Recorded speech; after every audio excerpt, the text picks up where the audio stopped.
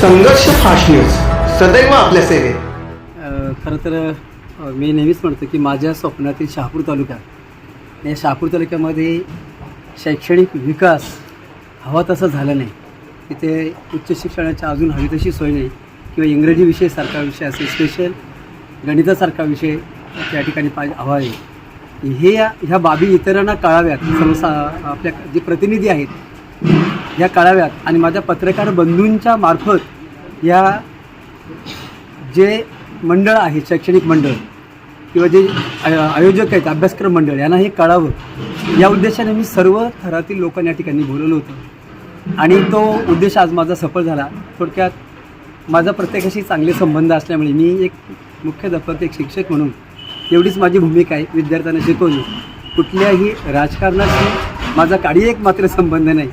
फक्त जे कुठलाही पक्ष असो, जो पक्ष किंवा जो प्रतिनिधी आपल्या शेतकऱ्यांसाठी, समाजासाठी, विद्यार्थ्यांच्यासाठी जो काम करतो त्यांच्यासाठी खरं तर मी सर्वसमावेशक पाहुण्यांना या ठिकाणी निमंत्रित केलं होतं आणि तो सब्जेक्ट माझा सफल झाला असं मला या कार्यक्रमातून दिसून. आज सेवापूर्ती सोहळा होतो, एक वेगळा अनुभव आला.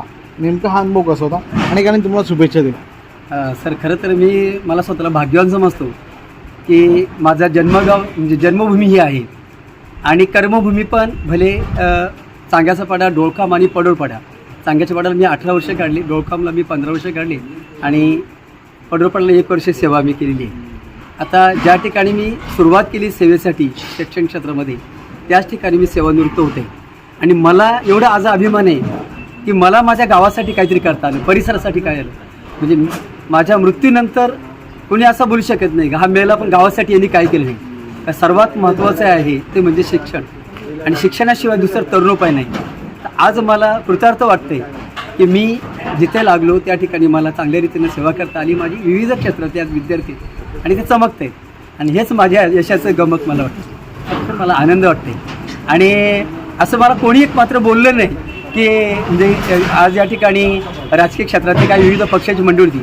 बरेच वेळेला आपण पाहतो सेवानिवृत्तीला आता हरणे एखादा व्यक्ती तो सेवानिवृत्ती रिटायर होतो आणि बोलला होता आता हा माणूस आम्ही पक्षामध्ये घेऊ.